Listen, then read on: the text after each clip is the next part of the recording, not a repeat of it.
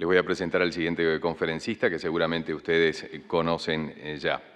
José Klastornik lidera el organismo responsable del desarrollo e implementación de políticas de gobierno electrónico y sociedad de la información en Uruguay.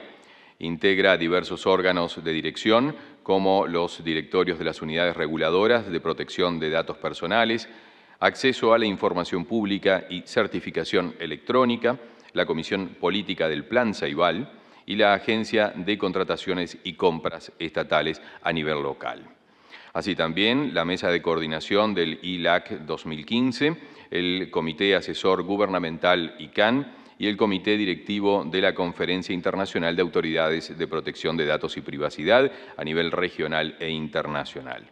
Se ha desempeñado como gerente de HG, Sociedad de la Estatal de Telecomunicaciones Antel, vicepresidente regional de Marketing y Ventas de América Negocios y gerente de Marketing, entre otras posiciones en IBM. Es ingeniero civil de la Universidad de la República y magíster en Ingeniería Estructural del Instituto Technion en Israel. Con ustedes, señor José Klastornik.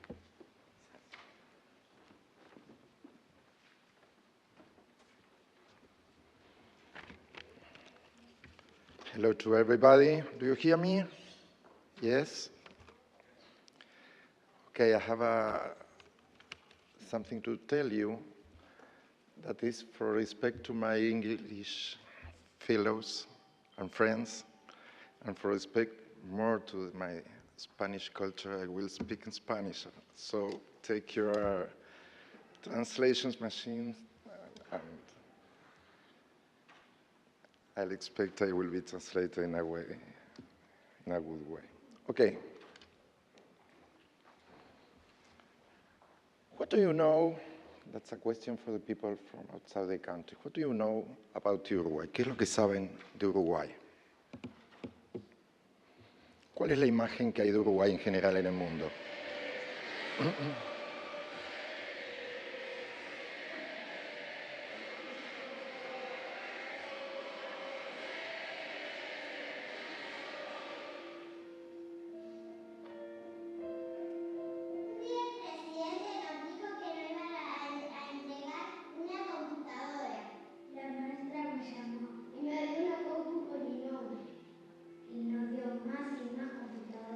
Hasta que todos los niños de todas las escuelas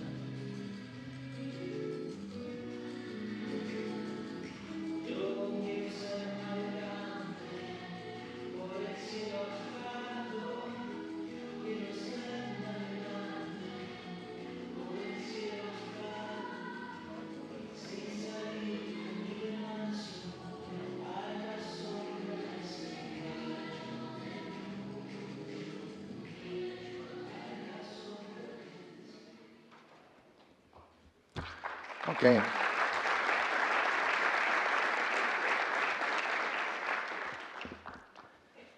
Normalmente cuando los quienes conocen a Uruguay lo conocen quizás por las playas y nosotros esperábamos que ustedes las conozcan en los próximos días, o quizás por las vacas y el asado, o por el fútbol.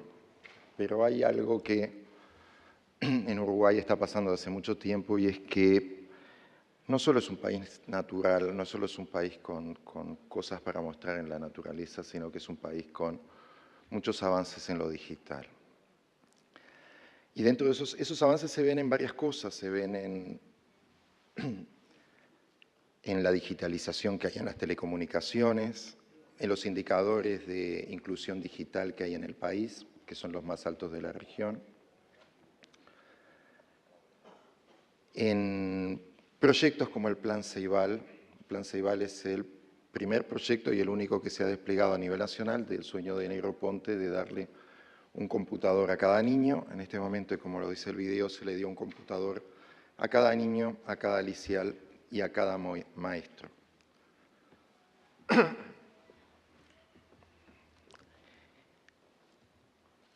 Voy a tomar el ejemplo de Ceibal para discutir algunos temas que hacen a los temas de la conferencia. El día que se inauguró la Unidad Reguladora de Protección de Datos Personales, comentaba, y tengo el placer de volverlo a decir de nuevo, que en esas maquinitas que se les dieron a los niños, la vecindad,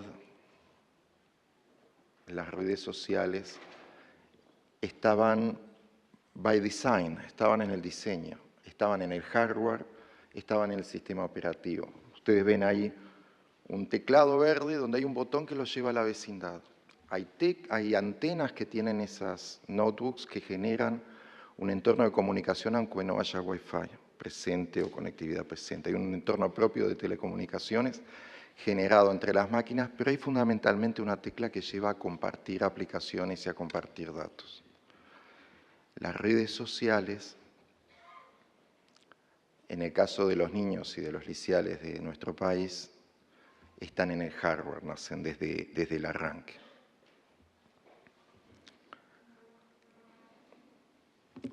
Déjenme contarles una aplicación que usa las ceibalitas, nosotros le llamamos, estas maquinitas. Básicamente, en la historia un poco de la educación del ciclo primario en Uruguay, lo que se hacía era una serie de preguntas. Estamos en el hemisferio sur, de modo que las clases empiezan en marzo y terminan en noviembre o diciembre. Nuestro julio es el enero del hemisferio norte y nuestro enero es el julio del otro hemisferio.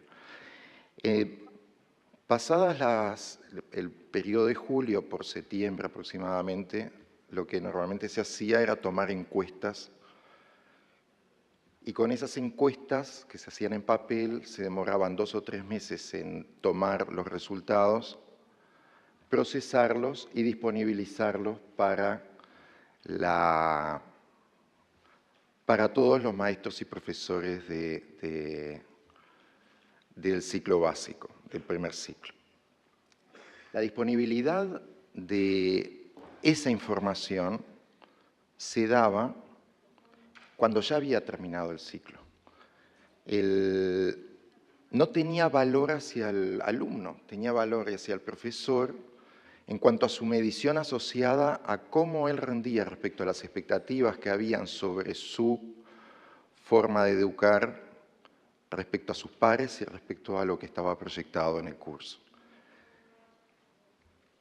Esto se hizo una aplicación en línea que toman los alumnos, normalmente en agosto o septiembre, llenan los formularios. Los formularios tienen preguntas del tipo de la que ven ahí, o sea, le ponen un lápiz.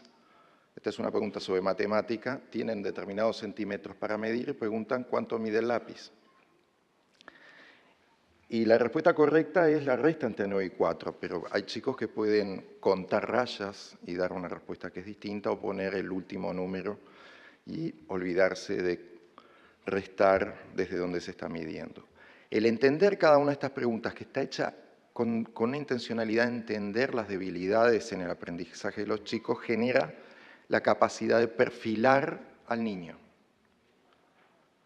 Con lo que está logrando el test es no solo entender desde el punto de vista del profesor hacia dónde está yendo, sino perfilar a cada uno de los niños y disponibilizar la información al profesor en el mismo momento en que se termina de hacer el test, en ese mismo día en que se tomó la prueba. Y el profesor sabe de cada uno de sus alumnos qué es lo que tiene que reforzar. Y existe un perfilado de los niños con la información de sus fortalezas y debilidades educativas. En Uruguay se les da a los niños, se le da a la familia de los niños un financiamiento por asistencia de los niños a los colegios. Por lo tanto, es importante el controlar esa asistencia, y en el control de esa asistencia se están usando también estas computadoras. Así que hay un control de presentismo que está estructurado en la misma solución. Y hay un intercambio de información entre el sistema educativo, el sistema social y el Banco de Previsión Social, que es el que entrega muchos de los beneficios sociales hacia los ciudadanos, por los cuales toda esa información fluye integrándose e intercambiándose.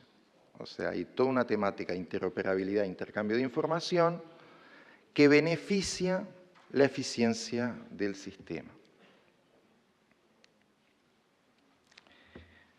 También se trabajó con Ceibal en lo que es el acceso de la familia a Internet.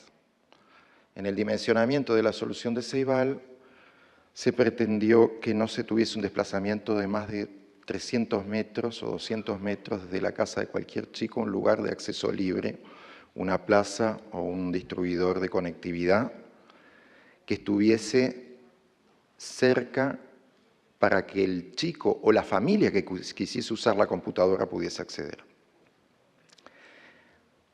Ahora, esa conectividad de alguna forma está canalizada desde la propia estructura que da la conectividad. No es una circulación genérica abierta por Internet, sino que es una circulación que pasa por determinados filtros de contenidos.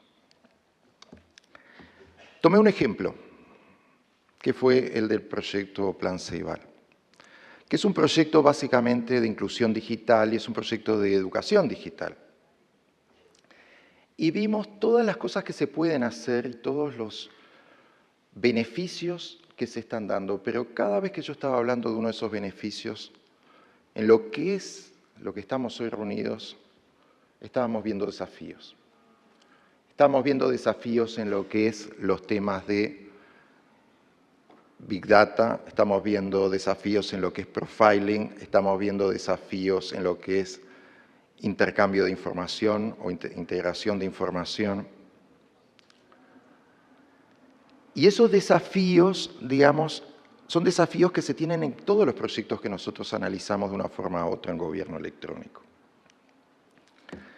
Sea que estemos trabajando en proyectos de inclusión digital, en proyectos de comercio electrónico, en proyectos de salud electrónica, de identificación digital, nosotros vamos a seguir encontrando más y más desafíos en temas de privacidad y seguridad de la información.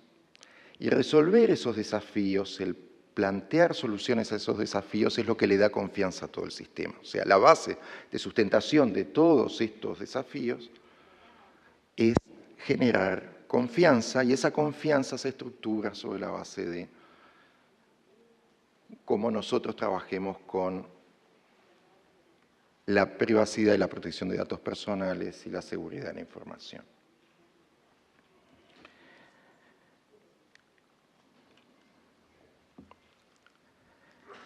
Nuestra idea en el arranque fue trabajar con una visión de todo el problema, con una visión holística del problema y una visión que tratase de generar balances. Si nosotros estamos trabajando, por ejemplo, en gobierno electrónico y visualizamos una política de gobierno abierto y de transparencia y de acceso a la información pública, necesitamos cuidar la confidencialidad de determinados datos, la reserva de determinada información. Y ese equilibrio debe darse dentro de lo que son todos los proyectos de gobierno electrónico. Pero también tenemos la necesidad de generar equilibrios en lo que es la aplicación de tecnología y regulación. O sea, los equilibrios son de alguna forma multidimensionales. Son dentro de lo que son los derechos que estamos chequeando, son también en lo que son las capacidades de uso y las capacidades de crecimiento que da la tecnología versus los derechos que tenemos que cuidar. Y ese balance, de alguna forma, hay que entenderlo como un balance dinámico. O sea, tenemos que entender que las características con las que estamos trabajando hoy no son las características de mañana. Hablando como ingeniero civil, les hablaría de la estabilidad. La estabilidad del sistema requiere el entender el dinamismo del sistema. Las condiciones no son solo las que tenemos hoy, sino que son las condiciones que van a ir cambiando en el futuro. Y es eso lo que tenemos que ir analizando en todo lo que es la solución con la que estemos trabajando. En Uruguay trabajamos desde el inicio con esa visión holística y con esa visión de equilibrio.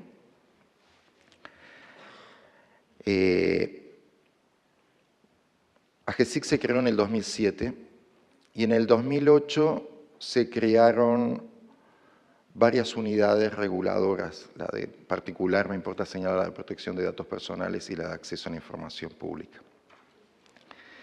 Los 4 ejes de trabajo sobre los que estamos trabajando en AGESIC, básicamente en gobierno electrónico, se refieren a lo que es la transformación del Estado, el buen uso de la tecnología, lo que es el apoderamiento de una ciudadanía digital y la generación de confianza que permita, digamos, garantizar el éxito continuado, esa continuidad en el tiempo de los proyectos que estamos queriendo hacer. En el arranque, lo primero que puede tentar a una agencia de gobierno electrónico es trabajar mucho en tecnología, pero no hubiese sido ver la gran figura. Ver un poco de big picture era tratar de contemplar los mecanismos de check and balance que teníamos que trabajar. Y fuimos promotores de la generación de un marco legal nuevo en privacidad y protección de datos y de la creación de una unidad reguladora que extendiese determinado marco legal que había para datos comerciales hacia una visión más comprensiva que incluyese los datos personales. La construcción de esa gran figura que queremos, digamos, es una figura que se construye no solo desde la Agencia de Gobierno Electrónico, sino desde todos. O sea, si ustedes miran esa figura, la figura en rojo llega hasta la unidad reguladora, hasta la creación de la unidad reguladora de protección de datos personales. Pero a partir de ahí la unidad reguladora trabajó en lo que es el decreto reglamentario, en todo lo que es el marco normativo, en todo lo que es la jurisprudencia, en todo lo que es la parte operativa de registración de bases de datos y todo lo que de alguna forma compartimos con otras unidades reguladoras.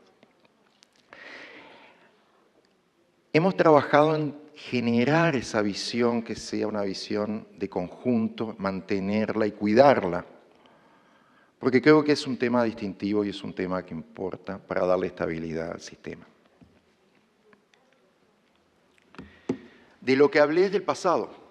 Eso pasó hace 5 años y se proyecta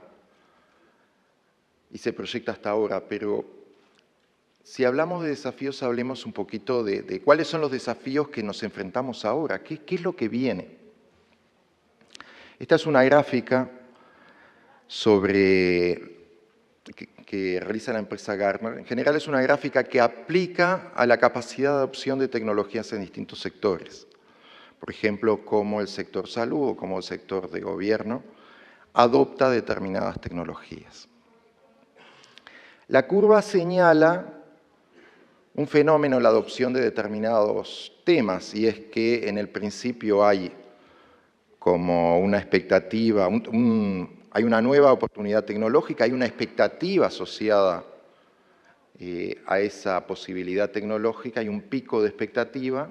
Normalmente ahí empieza la adopción de esa tecnología, con lo que empiezan en español decimos a golpearse la cabeza con la implantación de esa tecnología, con lo que empieza a setearse una expectativa correcta y después la tecnología pasa a ser mainstream, pasa a ser, digamos, incorporada en forma estándar a las soluciones que uno está trabajando en las áreas que esté trabajando.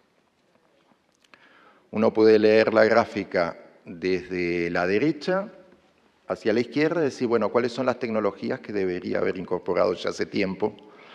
O puede verla desde la izquierda hacia la derecha y decir, ¿qué tengo que estar mirando hacia el futuro? ¿Cómo me tengo que proyectar? Y eso plantea un poco las dos disyuntivas, o sea, puede uno tener en un país una posibilidad o una organización un análisis conservador y tomar determinados temas mainstream, o puede tomarlos más con la tecnología más en desarrollo. ¿Conocen la diferencia entre leading edge y bleeding edge? En inglés, o sea, cuando están tan cerca de la tecnología que sangra. Bueno, los proyectos que están muy a la derecha, probablemente en su adopción temprana, generan dificultades en lo que es la implantación. El punto es, esos proyectos son los que, desde el punto de vista del impacto, son los que tenemos los de la izquierda que ir planteando ahora, para que cuando sean mainstream, cuando estén realmente afincados en lo que es el uso, estemos preparados desde el punto de vista de la capacidad regulatoria o de la capacidad de implantación segura o de generación de confianza en el uso de eso. No solo tenemos que trabajar sobre las soluciones que ya sabemos que son confiables, tenemos que trabajar sobre las que vienen y prever cómo hacerlas confiables en el seguro, en el futuro. De modo que las preguntas serían, ¿cuáles son los nuevos desafíos que vienen?